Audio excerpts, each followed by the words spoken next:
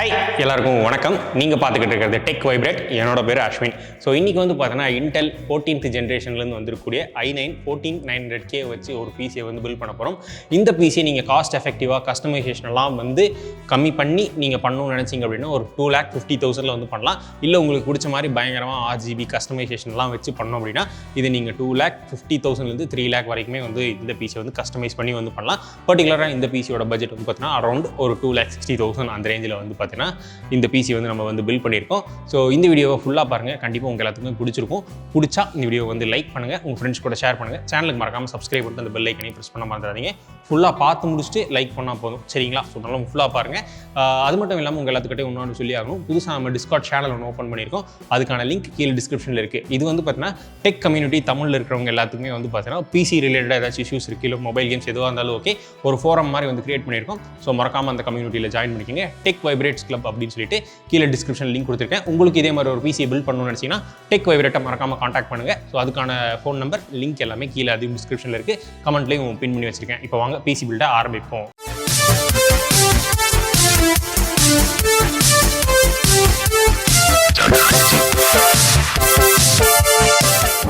பிசியை build பண்ண ஆரம்பிக்கிறதுக்கு முன்னாடி உங்கள் எல்லாத்துக்கிட்டையும் என்னென்ன காம்போனன்ட்ஸ் யூஸ் பண்ணிடுறேன்னு சொல்லிடுறேன். ஸோ ப்ராசஸரை பொறுத்த வரைக்கும் 14th ஜென்ரேஷன்லேருந்து வந்துருக்கூடிய i9 14900K வந்து யூஸ் பண்ணுறோம். இப்போதைக்கு இருக்கக்கூடிய ஹையஸ்ட் கிளாக் ஸ்பீட் தரக்கூடிய ப்ராசஸர்னால் அது இதுதான். ஸோ நீங்கள் ஓவர் கிளாக் பண்ணி இன்னுமே வந்து பார்த்தீங்கன்னா இதோட கிளாக் ஸ்பீட் இன்க்ரீஸ் பண்ணலாம். இதோட ஃபுல் டீடைல்ஸ் அஃபிஷியல் வெப்சைட்டோட லிங்க் கீழே டிஸ்கிரிப்ஷனில் கொடுத்துருக்கேன். ஸோ நீங்கள் அதில் கிளியராக இதோட ஸ்பெசிஃபிகேஷனை ஃபுல்லாக வந்து பார்த்துக்கலாம். இந்த ப்ராசஸர் செலக்ட் பண்ணதுக்கான காரணம் என்ன அப்படின்னா, நீங்கள் உங்கள் கேம் பிளேயோட ஃபுட்டேஜஸை ரெக்கார்ட் பண்ணுறீங்களோ இல்லை வந்து ஸ்ட்ரீம் பண்ணுறீங்களோ அப்படிங்கிற அந்த சமயத்தில் இந்த ப்ராசஸரில் இருக்கக்கூடிய பெர்ஃபார்மன்ஸ் கோரும் இந்த எஃபிஷியன்ட் கோர்ஸும் வந்து பார்த்தீங்கன்னா ஈக்குவலாக வந்து பார்த்தீங்கன்னா பவர்ஸை வந்து டிஸ்ட்ரிபியூட் பண்ணிவிட்டு எந்தெந்த லோட் டிஸ்ட்ரிபியூஷனுக்கெல்லாம் என்னென்ன தேவை அப்படிங்கிறத கால்குலேட் பண்ணி உங்களோட மேக்ஸிமம் எஃப்பிஎஸை வந்து எந்த அளவுக்கு கேமிங் பெர்ஃபார்மன்ஸ்லையும் கொடுக்க முடியுமோ அதையும் கொடுக்கும். அதே சமயத்தில் எந்த அளவுக்கு குவாலிட்டியாக வீடியோ ரெக்கார்ட் பண்ண முடியுமோ அதையுமே பண்ணும். ஸோ இப்போதைக்கு மார்க்கெட்டில் ஒரு பெஸ்ட் ப்ராசஸர் அப்படின்னு வந்து சொல்லலாம் இந்த இன்டெல் 14900K. ஸோ அதனால தான் நம்ம ப்ராசஸர் இன்டெல்லில் போயிருக்கோம். அடுத்ததாக மதர்போர்டை பொறுத்த வரைக்கும் ASUS தான் நம்ம வந்து செலக்ட் பண்ணியிருக்கோம். ASUSல Z790H gaming wifi motherboard. So இதில் இருக்கக்கூடிய எல்லா ஃபீச்சர்ஸுமே உங்களுக்கு ஆல்ரெடி தெரிஞ்சிருக்கும். ப்ரீவியஸ் வீடியோஸ்லேயே வந்து பார்த்தீங்கன்னா 14th ஜென்ரேஷனுக்கு என்னென்ன மதர்போர்டில் சப்போர்ட் இருக்கோ அது எல்லாமே இதில் இருக்குது. இதில் வந்து பார்த்தீங்கன்னா ஓவர் கிளாக்கபிள் கேப்பபிலிட்டியும் வந்து இருக்குது. ஸோ நீங்கள் ஓவர் கிளாக் பண்ணுறதா தான் உங்கள் ப்ராசஸர், ரேம், கிராஃபிக்ஸ் கார்டு எல்லாத்தையும் வந்து ஓவர் கிளாக் பண்ணலாம். அதுக்கான கேப்பபிளான ஒரு மதர் போர்டுன்னு சொல்லலாம். இன்னும் உங்கள் பெர்ஃபார்மன்ஸை என்ரிச் பண்ணி தரும். ஓகேவா? அதுக்கடுத்து ரேமு. ஸோ ரேமை பொறுத்த வரைக்கும் 32GB ரேம் வந்து யூஸ் பண்ணுறோம். 2 16GB வந்து யூஸ் பண்ணுறோம். ஸோ இது வந்து பார்த்தீங்கன்னா 7000 MHz. அது மட்டும் இல்லாமல் இது டாமினேட்டர் 6GB ஒரு இருக்கக்கூடிய ஒரு ரேம் அப்படின்னு வந்து சொல்லலாம். ஸோ இப்போ இந்த காலத்துல எல்லாம் 6GB கேட்குறாங்க. ஸோ அதனால தான் வந்து பார்த்தீங்கன்னா 6GBயோட இருக்கக்கூடிய ஒரு DDR5 ரேமு. ஸோ இதோட ப்ரைஸ் வந்து பார்த்தீங்கன்னா ரொம்பவே நாமினலாக இருக்கக்கூடிய ஒரு ப்ரைஸ் தான் DDR5 பொறுத்த வரைக்கும். ஓகேவா? 7000 MHz இது. DDR5லேயே 5200க்கும் 9000 சில்லறைக்கு வந்து விற்கிறாங்க. ஸோ அந்த DDR5க்கும் இந்த DDR5க்கும் நிறைய வித்தியாசம் இருக்குது. ஸோ அதனால் பார்த்து நீங்கள் வந்து கிளாக் ஸ்பீடை வச்சு நீங்கள் ப்ரைஸை வந்து டிசைட் பண்ணுங்கள். ஸோ எங்கிட்டே நிறைய பேர் வந்து பிசி பில்ட் பண்ணும்போது ப்ரோ உங்கள்கிட்ட DDR5 என்ன இவ்வளோ காஸ்ட்லியாக இருக்குது, நான் கம்மியாக இருக்கே. நான் வந்து பார்த்தீங்கன்னா DDR5 வந்து பார்த்தீங்கன்னா ஒரு நல்ல கிளாக் ஸ்பீட் இருக்கிற ரேமை தான் வந்து சஜஸ்ட் பண்ணுவேன். ஸோ 5200 நான் சஜஸ்டே பண்ணுறது இல்லை யாருக்கும். ஏன் 5200 வந்து DDR4லேயே வருது, ஓகேங்களா? ஸோ DDR4லேயே வந்து 5200 போடுறோம். அதையவே DDR5 எதுக்கு போடுறோம். நல்ல கிளாக் ஸ்பீடோட நல்ல ரேமை வந்து போடுங்க. ஃப்யூச்சரில் இன்னும் வந்து உங்களுக்கு நல்லாயிருக்கும். அடுத்ததாக ஸ்டோரேஜை பொறுத்த வரைக்கும் நம்ம WDயில் SN770 SSD 1TB ஒன்று மாடல் யூஸ் பண்ணுறோம் செகண்டரி ஸ்டோரேஜுக்கு. அது மட்டும் இல்லாமல் 1TB சாம்சங்லேருந்து சாம்சங் 990 Pro SSD வந்து யூஸ் பண்ணுறோம். ரெண்டுமே வந்து Gen 4 சப்போர்ட் பண்ணக்கூடிய SSD.